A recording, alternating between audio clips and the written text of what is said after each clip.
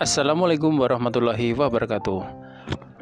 Selamat pagi, selamat siang, selamat sore, selamat malam, tergantung Anda menontonnya. Kali ini saya akan berbagi tentang komposisi standar yang paling murah yang bisa digunakan untuk budidaya ulat kandang, terutama untuk proses peneluran. Untuk lebih lengkapnya silakan disimak video hingga akhir ya. Sebelum kita lanjut, silahkan tekan tombol like, subscribe, dan tekan tombol loncengnya agar kalian tetap mendapatkan notifikasi jika saya membagi video terbaru. Terima kasih. Mula-mula siapkan kotak atau box yang berukuran 60 x 80 yang sudah kita bersihkan, yang siap untuk kita gunakan untuk pembudidayaan ulat kandang. Berikutnya kita berikan polar sebanyak 2 kg. Kita ratakan ke seluruh bagian box.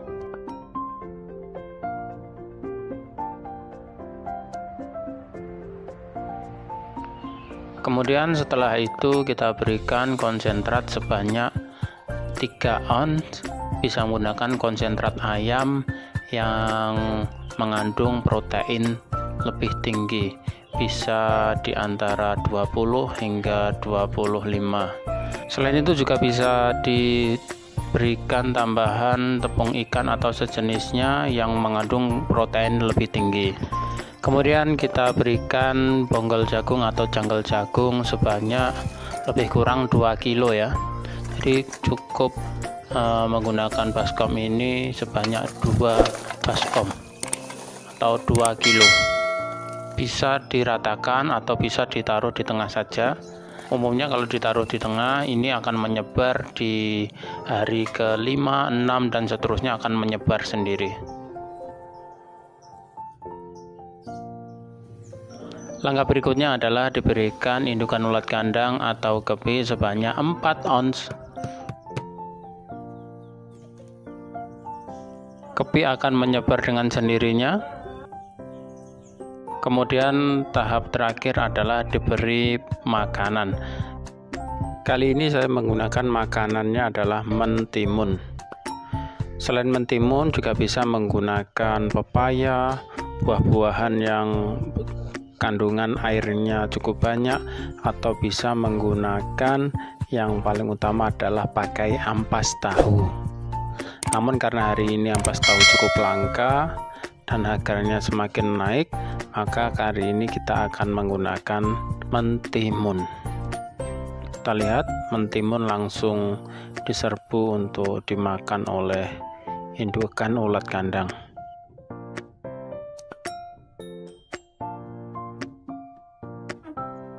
Setelah semuanya selesai, baru kemudian jangan lupa kita beri penanggalan untuk memisah.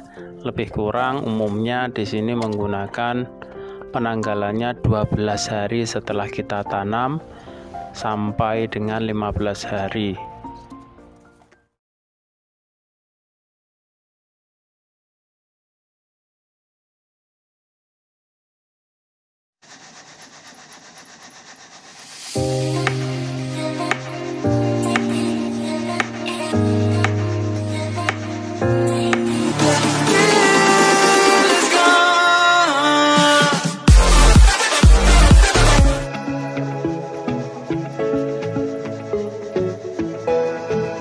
Assalamualaikum warahmatullahi wabarakatuh. Hari ini saya akan berbagi mengenai cara memisah ulat kandang tanpa repot. Untuk selengkapnya, marilah kita simak video berikut ini.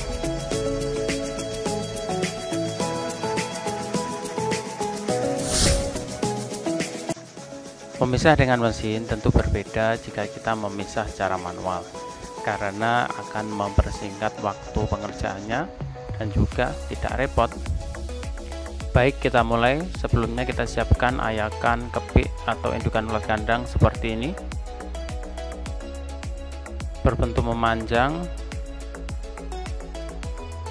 Terdapat lubang di atasnya dan berukuran lebih kurang 3,2.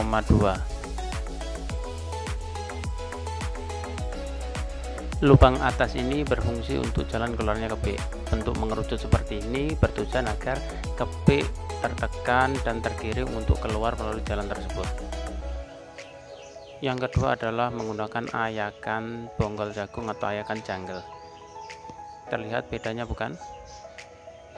Ini jalan keluarnya lebih panjang daripada yang pertama tadi. Terdapat lubang untuk jalan keluarnya janggel juga. Bentuknya hampir sama, mengerucut. Namun yang membedakan adalah ayakan ini lubangnya lebih besar. Baik, berikutnya ayakan kepik ini kita pasang di mesin ayakan. Kemudian di atasnya kita pasang ayakan bonggol jagung yang lubangnya lebih besar tadi. Kita taruh di atasnya ayakan kepik yang pertama tadi. Kita lihat posisinya seperti ini.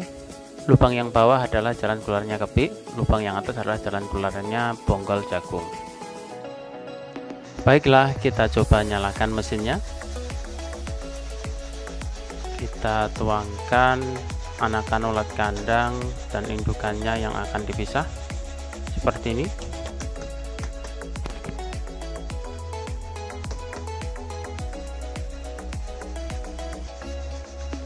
Kita lihat, karena posisinya miring, maka otomatis janggel jagung, kepik, dan ulat kandang akan turun ke bawah secara perlahan-lahan. Kemudian diayak oleh ayakan yang double tadi, lapis pertama dan lapis kedua. Lihat, janggel mulai terdorong untuk keluar, terdorong pelan-pelan hingga akhirnya keluar sedikit demi sedikit, kemudian jatuh, sudah diterima oleh karung. Kemudian di bawahnya kita lihat kepik juga sama seperti itu.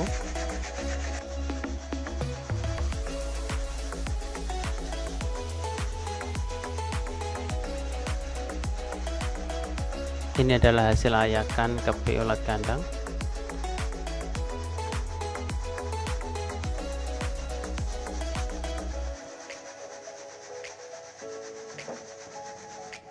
Kepik ulat kandang turun secara perlahan, kemudian kipas mengibas kotoran dan kepik-kepik yang telah mati.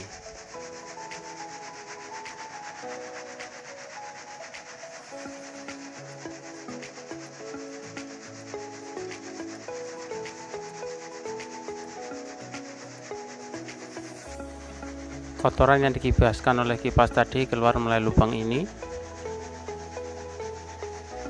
Kita lihat dari awal lagi, proses pengayakan turun secara perlahan. Ayakan ini cukup menggunakan mesinnya mesin cuci atau juga bisa menggunakan mesin pompa air.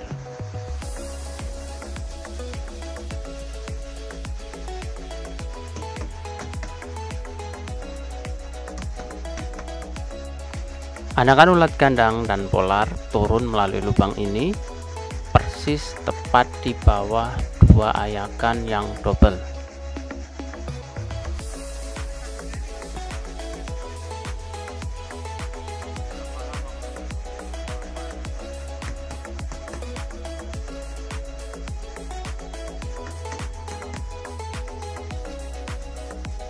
Cukup mudah bukan?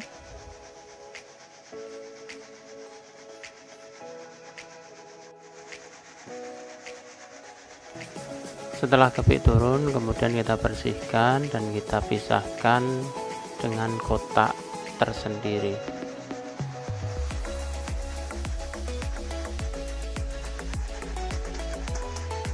Selain digunakan untuk memisah, mesin ini juga bisa digunakan untuk memanen.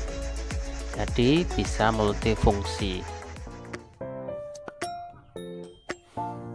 Ini adalah anakan ulat kandang yang baru kita pisah dari indukan atau kepiknya. Kita lihat hasilnya, nampak anakannya terlihat lumayan banyak. Biasanya kalau yang banyak seperti ini, setiap masing-masing media hanya saya berikan 1 kg, tidak lebih dari itu. Kalau terlalu banyak, umumnya ulat tidak akan bisa besar atau tetap kecil. Makanya untuk takaran ini sementara kita gunakan ukuran yang pas, yaitu 1 kg.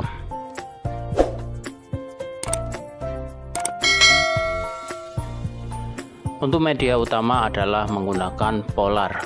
Ini yang media utama yang tidak bisa ditawar atau diganti dengan media yang lain. Polar ini dengan berat 1 kilo, kemudian diberikan konsentrat sebanyak 6 on. Bisa langsung dicampur di tempat atau bisa dicampur di dalam kotak. Ini media utama yang menggunakan sistem semprot. Polar yang saya gunakan adalah polar dengan merek Angsa. Saya tidak berani mencoba yang lain karena punya pengalaman untuk polar merek yang lain itu hasilnya kurang maksimal. Untuk konsentratnya bisa menggunakan konsentrat ayam pedaging atau bisa juga menggunakan konsentrat dari itik atau bebek. Ini sama saja. Kalau umumnya saya memilih konsentrat yang harganya paling murah.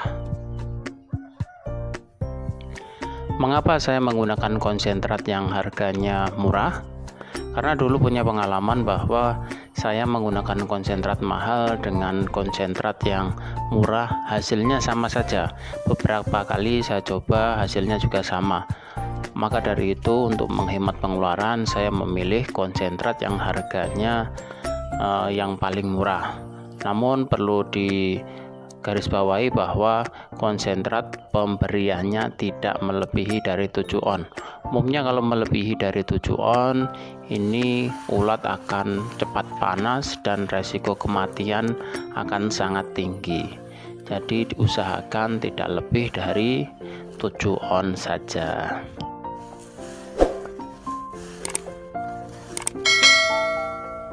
Setelah itu kita taruh di dalam kotak, kita campur di dalam kotak, tidak perlu dicampur terlalu rata. Terus kita arahkan pada kotak, cukup pada bagian separuhnya saja, tidak lebih dari separuh, hanya bagian separuh kotaknya saja.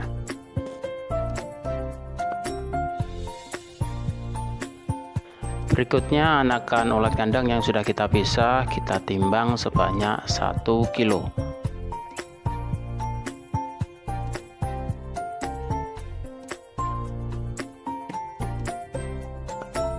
Kemudian ulat kandang yang kita timbang 1 kilo tadi kita langsung taruh pada media yang sudah kita siapkan tadi. Hanya pada bagian tengah-tengahnya saja, ini tidak diratakan agar nanti bisa merata dengan sendirinya. Pernah punya pengalaman langsung diratakan, kalau diratakan nanti akan kesulitan dalam tahap penyemprotannya. Karena penyemprotannya nanti sudah rata, sedangkan ulatnya belum merata sepenuhnya.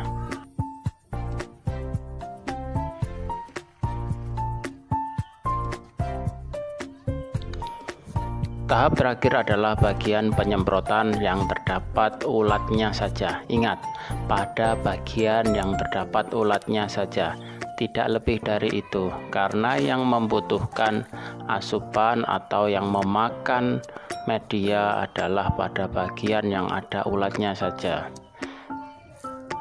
Kita bisa lihat yang kita semprot adalah pada bagian ulatnya saja, tidak lebih dari itu. Karena kalau lebih dari itu atau bisa mengenai media yang tidak ada ulatnya, nanti otomatis media akan menggumpal dan sulit atau menyusahkan dalam tahap pemanenannya nanti. Pada bagian penyemprotan ini harus belajar lebih dahulu karena jangan terlalu basah ataupun terlalu kering. Kalau terlalu kering nanti ulat tidak akan bisa besar, sedangkan kalau nanti terlalu basah akan menyulitkan pada tahap pemanenannya nanti. Bisa lihat hasilnya dari penyemprotan tadi. tidak terlalu basah dan juga tidak terlalu kering, sedang-sedang saja, tidak sampai tembus pada bagian bawah.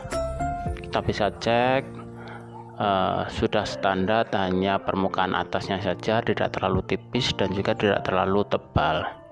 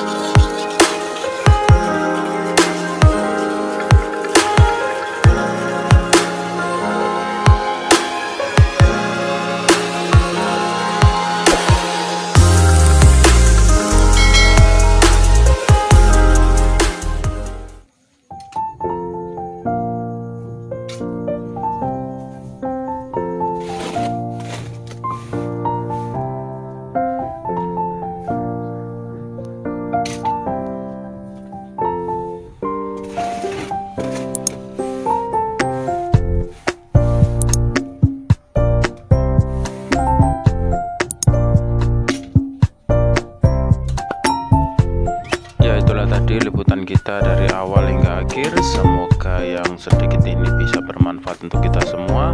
Kita berjumpa di video berikutnya. Wassalamualaikum warahmatullahi wabarakatuh.